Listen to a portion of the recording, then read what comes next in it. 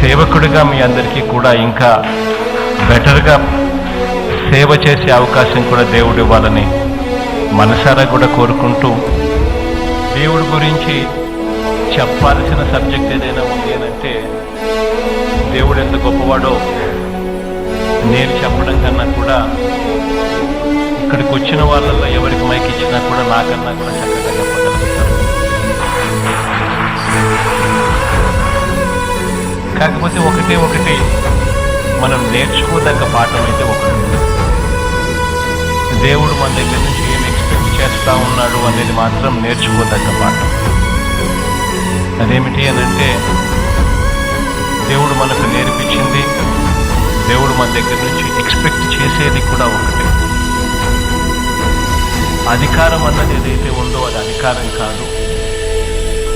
అధికారంలో ఉన్న వాళ్ళు